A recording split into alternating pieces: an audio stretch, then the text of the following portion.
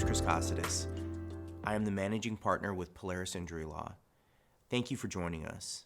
Our goal in creating this podcast is what we like to say about our clients is that they are on the hero's journey. In fact, they are the hero. Why would I say that? Well, the definition of a hero is somebody who has an obstacle put into their life, unexpected, unasked for, and that they are overcoming it.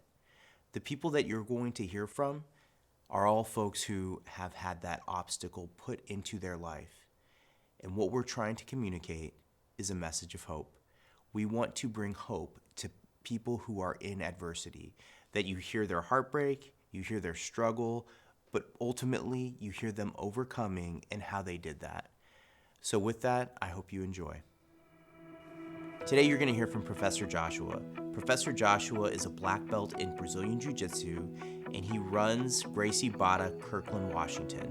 When Professor Joshua moved to Washington, his first battle was with cancer, and you're going to hear how he overcame that. Enjoy. Professor Joshua, thank you for joining us.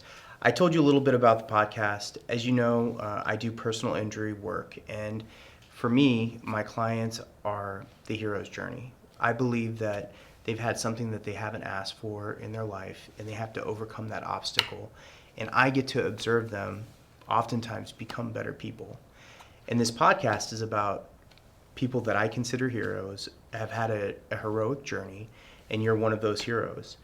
There's a lot of places to start, but if you wouldn't mind just a bit of your background as a black belt in Jiu Jitsu, as a martial artist. Martial arts has been a part of my life since I was 7 years old, and Brazilian Jiu Jitsu for 17 and a half years, fighting, all of that. It's just been a bigger impact on my life than anything else I can think of, so it's hard to think of what I would have done or where it would have been without that upbringing into it. And when I watch you on the mat, what I see is you enter onto the mat. Normally, last as the class is getting ready to go. And that's because I'm just running late all the time. And Yeah. what I love is, the whole class is up against the wall, and it goes from the highest belt to maybe the newest belt or least experienced. And I see it's like two gifts. There's the gift of the professor and the knowledge, and then there's the gift of the willing student. And the reason I say it that way is when those two things come together, it's an agent for change. Mm-hmm. That's how lives change. Mm-hmm. What has your experience been like in being on that wall first?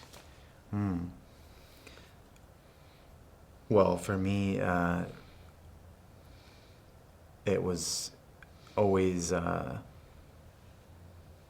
just a pleasure just to get onto the mat. I don't know of anything. I kind of feel like I don't know of anything different than getting on mats at this point. I've been doing it for so long, and I always loved, like that people will sometimes say that and they put on their gi and then they feel like all their problems start to dissolve or whatever, but just stepping into any kind of training environment was something that I always loved, and I loved getting to hear from different people. It kept my attention, and not everything has that effect on you.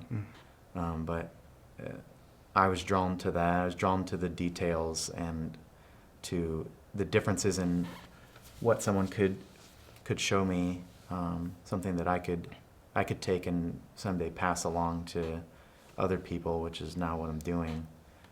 What I notice, or something that's caught my attention, is that I've had the opportunity to meet your significant other. I've seen your daughter. And what I'm curious about is all of those people have come along while you've been on this journey of self-development and human development. Yeah. What is the gift that martial arts has given them as Professor Joshua continues to practice? It's brought us all together, in something that we can where we can learn and grow together. And yeah, you're right about that. It's all three of us have changed so much throughout that. And even the dynamic between me and my wife, for example, with training is not as easy as it would maybe seem. You know, a lot of guys want their girlfriends to train so that they'll get off their back about them going to training, and then they can live at the gym like I do. But yeah, you know, Solange is her own person too, and cares about her own journey as well and her improvement. And so you also have the factor of me trying to help or coach her, you know, which is always difficult with your family. And the same with my daughter too. You know, she loves to give me an attitude in jiu-jitsu. So my son used to train at your academy, and what I loved was he had an interaction with each one of you in your role as coaches. So your daughter was one of his best instructors. She's like, "No, Jude, you can't do that." And to watch Coach Solange, when he came through the door for the first time, excitedly put his gi on. And then the weirdest part for me was to watch Jude, because I didn't get to go to your classes often. I would go in the morning. I was like, "Jude, you're training with Professor Joshua. Like, you know, I've watched you on Fight to Win. I've watched you on ADCC, and my son gets the privilege of learning from you and your whole family." It was interesting to see. What does it feel like to have that kind of close radius as you create an environment? It's I really I enjoy getting to spend that extra time with my family. So it has its ups and downs, you know, because sometimes it doesn't feel like quality time. It feels like we're all busy and we're taking care of a lot of different people. But getting to have my girls close to me more than a lot of people get to is a blessing. Yeah, I love that Solange and I have, you know, a vision of when people walk in the door. You know, I have some idea of how she's going to be talking to them, and how that's going to lead up to me getting to meet new people, and their introduction into martial arts for people that have no idea really what it's all about necessarily, you know, or don't have a background in it. For a family business, everything's personal. And I, like when people say, "Oh, it's just business," but if you have a family and everybody's touching those parts, it often does become personal because the meaning is exponential. What is the meaning that you have seen from Coach Solange or your daughter? What has come out? What has the gift been that jiu-jitsu has given them? Well, Solange, when I met her, was a boxer.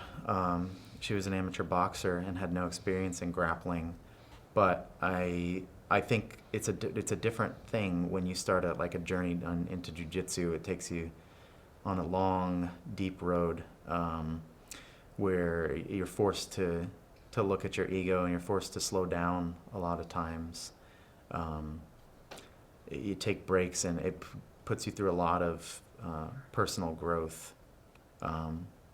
So I've seen that, and for myself and for her, even very recently, just that doesn't stop. And the same for my daughter. I mean, I think it gives her confidence, and she made her very social. I don't think me and Solange were ever like as social of kids as Gia, but that exposure to a lot of people and being on the mat from an early age probably influenced Gigi quite a bit. And she's a real leader, you know, among her peers, you know, even at school and stuff like that. Yeah, she's very confident. The second part of the question was, that was how you were when you were on the wall. But now you almost stand alone. If it's not you, it's you Sure. and another black belt, and you watch a class that's about to begin Sure. and continue their journey. Well, it is, you know, there is all eyes on me sometimes, and so that's a huge difference from being in the background, keeping your head down, and just training, which is what I liked coming up, is just the idea of keeping my head down and that incremental growth on a daily basis, you know, to pay off eventually. Now people are going to look at me and probably judge me a little bit more, but I don't think about that too often. For me, when I step onto the mat, I'm in my natural habitat, Mm-hmm. and so I set the highest expectations for myself, you know, than anyone else. I'm there, and I try to make it a better experience all the time, you know. I try to improve on my teaching the same that I would as a student. And I try to be a student too, because I'm often learning while I'm teaching a lot more, actually. So Along those lines, when I see you with people that you have trained with for a while, or students that have really come along, there's a part where I'm like, it looks like Joshua it feels like what you are receiving in terms of watching their growth is a form of love. Like, it brings out something different when you're watching your students succeed, and you get to be a part of their journey. What has that been like? Well, and especially students that, you know, they really come in with that attitude, that right attitude that you need.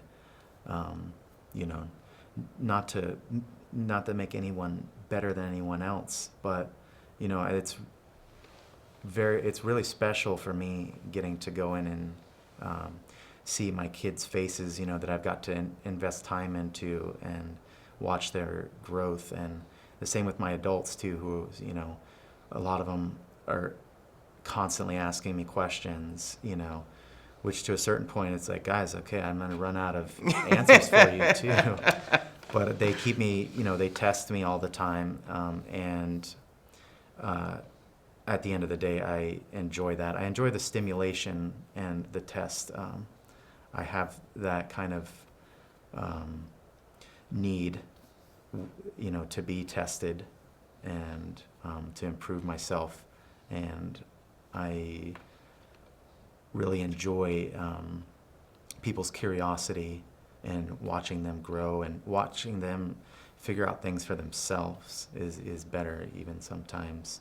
Just teaching people how they can learn and teach themselves better and understand things more intuitively. Yeah. I've really enjoyed watching your matches, your martial arts journey, and that is one hero's journey. But there's a second part of the hero's journey that I wanted to chat with you about today, and you are a cancer survivor. Can you tell us a little bit about how that journey began and how it went? I began when I first came back to Seattle and to you know, take over the gym here. And so, you know, as I was telling you before, it was kind of a turning point in my life for the better. I felt like things were on the right path. I was really doing, you know, what I wanted to do and felt really good about that. And this diagnosis popped up, you know, and I had been having symptoms for a little bit that were alarming, you know, and then I didn't have insurance at the time, and I eventually just went out of pocket to check what was going on, because it was getting a little bit very strange, obviously. Yeah. Well, you're a fighter. Like, there were some signs Yeah. that could be explained from fighting. Yeah.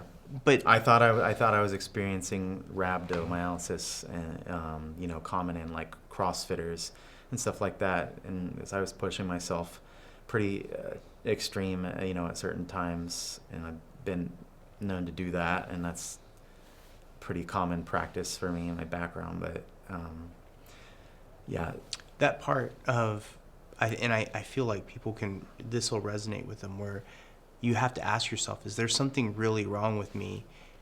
And it's a scary place. Mm-hmm. What was the fear that you had as you were watching the symptoms unfold? I don't know what I thought, but I was just like, what the hell is going on with me? Because, but it would only happen. The interesting thing is that it was only happening to me when I would exert myself very physically hard. So that part of it, too, could have saved my life. Just the fact that I'm an active person at all, that could have been a huge thing. Did anybody tell you to go to the doctor? A nurse suggested the possibility of it, but nobody overly encouraged me to do it. So I kind of went on a couple months maybe or so,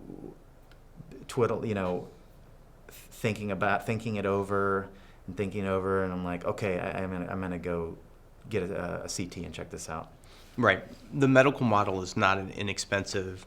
No, it's not like going down and buying acai bowl. If you don't have insurance, or if you're a young person or something, you think that's like a life or death decision just to go to the doctor sometimes. If you're a dude or whatever the case, Yep.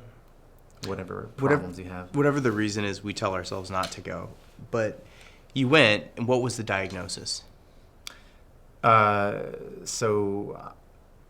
Right, I went, and initially they didn't know, and it was just that it was a tumor, and so then they had to check through that, and for me, for some reason that didn't really set off a huge red flag, I guess. It did, but I wasn't. I guess I wasn't like scared, maybe, to put it that way. I was like, oh, okay, that doesn't seem good. What is that? Yeah, and then when I went in after it got more thoroughly checked out, the doctor asked if my wife was coming with me to the follow-up, and I was like, yeah, she's on her way. And he was like, oh yeah, you're gonna want her to be here. And I was like, oh, okay. Why the hell did you say that? I mean, you still didn't need to say that. But anyways, so then I had to wait in anxiety, extreme anxiety for like 15 minutes or so. But had a kind of an idea of what was going on. And then when he said it was still a little bit raw, still not the same. It was like, okay. What did he say it was? You mean the type? Mm-hmm. Correct. It's a sarcoma, of which there's like a ton of variations of sarcoma. And this one is called myelosarcoma, I believe. It's been a while since You had to mouth it out. have mouthed that out. Mm-hmm. Yeah. What was the journey? What did he tell you needed to do? That guy didn't know anything, so he sent me to. That's when I had to go to multiple other hospitals, and see the best people. If you were going to give a piece of advice just on this part of the journey to everybody that has health concerns, they have to keep going and figure it out. Yeah. What is the thing, as you look back to Joshua, who was going through that situation, what would you want to encourage him to do? Oh, well, at first I thought you were asking me if should people check themselves out if they're worried about something medically. Yeah, that is one. Yes. Do that. Yeah. So if you hear this and you're like wondering about something that's going on with you, it's better to be safe than sorry there. I feel like a lot of my clients, other people, they trust medical professionals, and sometimes they're not getting the best medical advice. Mm-hmm. But it's like we're conditioned or role trained to just say, hey, okay, I'll go along with this. But it sounds like you were not satisfied with. Okay, so you have to fight for yourself and in our society too, in terms of medicine. And I don't know how it is in other societies. It might be the same way, but you have to, do your own digging, and you have to demand what you need, and don't back down from that. And of course, like second opinions, seeing, getting some options. Yeah. So in other words, some doctor didn't walk in, give you a magic process and say, Joshua, I've got this. It sounds like you had to play a part in this. Solange played a part in it, and did a lot of that to help me. But I think overall my process and my experience with it was better than most of the other times that I've had to be involved in or going to the doctor or anything like that. Overall, It was a better experience because it was such a life-threatening thing that it felt like people were taking that seriously. And once the ball was rolling, we had a plan, and just stuck to that. But Solange, I had someone that was thinking about that stuff and being pragmatic and looking out for the pitfalls of the medical field and everything. For those of you that don't know Coach Solange, she is also an investigative journalist. So it literally took a fighter and an investigative journalist to really nail this. Yeah. But she's a force of nature herself. So once you all got the ball rolling, what did recovery look like for you? It was speedy, considering the type of surgeries and everything that I went through. It was pretty extreme surgery, and I was back on the mat, within months. I came back into the gym on my crutches or whatever as soon as I got out of the hospital, but and then like I was saying before, probably got back into training even a little bit too quickly, and was like, all right, hey, take it easy, we're here for the long game. But like I said, it's after all of that happened to me, it also elevated some of my anxiety towards needing to speed through life, and get and do as many things as I can do, which isn't necessarily the right attitude, I think, to have, even if you do have one day left, Yeah, to soak it all up. All we have is time.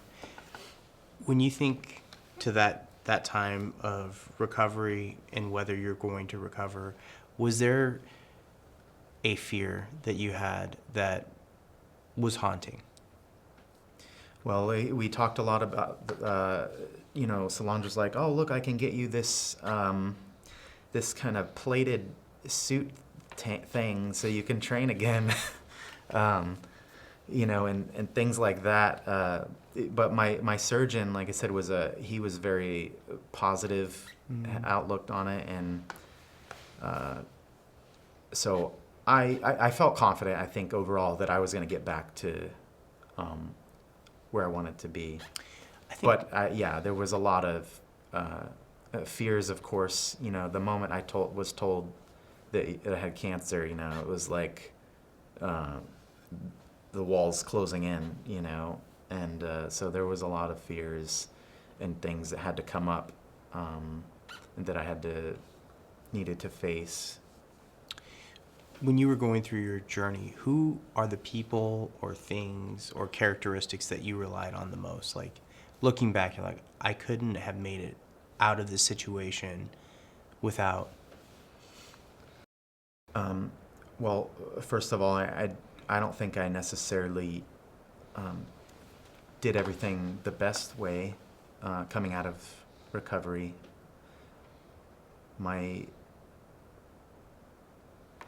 I've always tried to do everything by myself.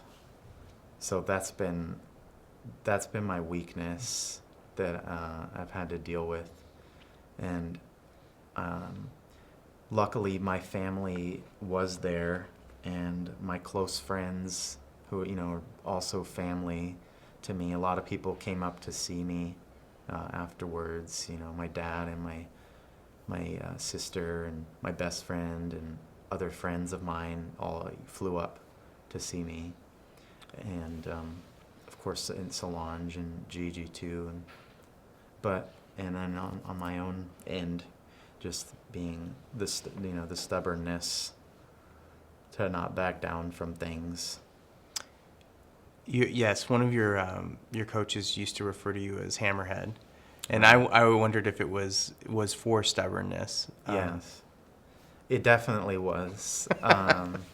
It definitely was. But the funny thing is, I didn't know that when he used to call me that. That was Sensei Bill.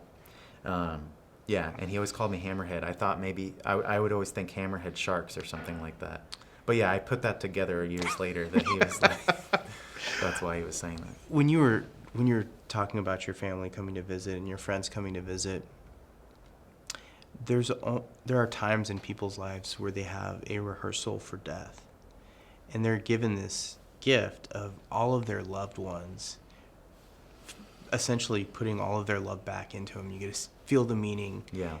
And unfortunately, kind of remembering what's important. Exactly. But oftentimes it is the end. Like, people do pass away. Mm-hmm. And you were given the gift of, you get to continue on this journey. Yeah. With all of that.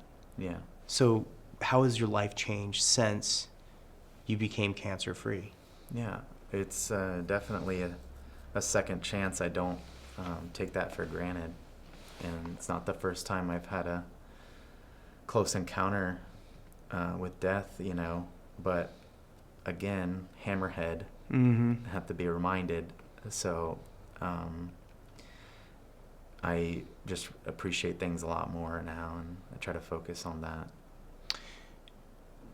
When you finished up your journey, I don't want to push you to get into the nitty gritty, but it is interesting when you discussed some of the challenges you still have. Yeah. With physical stuff. It's not easy. It's still not easy, and you have made the most of the situation. What do you have to offer people who are going through very similar things and having to live with lifestyle accommodations? Yeah, I'm reminded of what I went through, a lot, and I don't know if I can help or what I can offer people other than I've been through something similar, and it is possible to get through that. I don't know if I have a really good answer for that. No, I think I don't get a chance to. I don't see myself as a hero or anything like that, and I don't get a chance to on the other hand, I do get a chance to influence and affect people every day. So for me, my message is about a mixture of personal responsibility and compassion and gratitude towards others. I love, one of the things I love about watching your journey is that if somebody from the outside was looking in and they were to see you standing on the mat with all your students, they would see power, expertise, wisdom, a lot of things that can be represented in a belt. We know, those things aren't always true, but for you they are.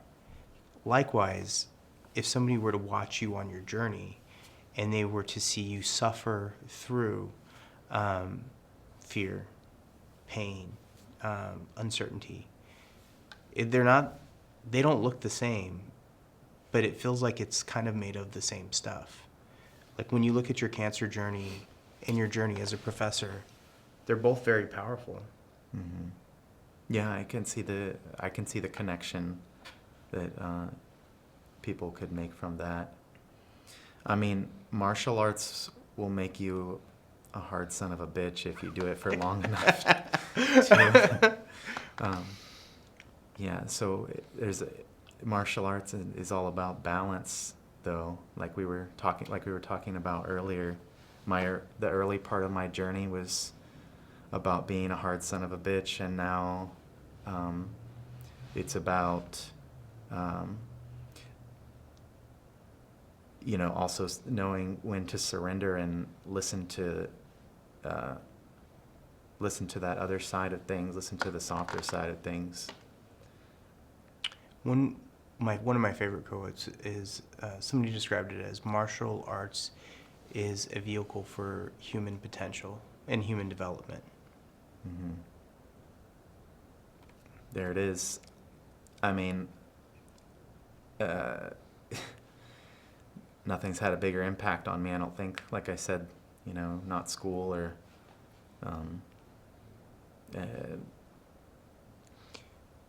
What is next? What are your aspirations for your athletic career? They're not over. And what are your aspirations for your school?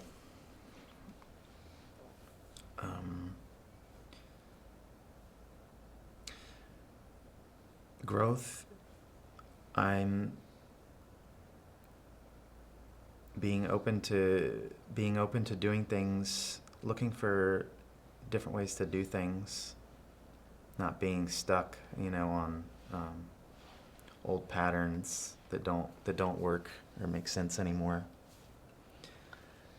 I'm still in terms of grappling, I'm still in my prime, or probably just entered it, within the last 2 years. I love competing still too much sometimes. Everything to me is I always like to be competing in one way or another,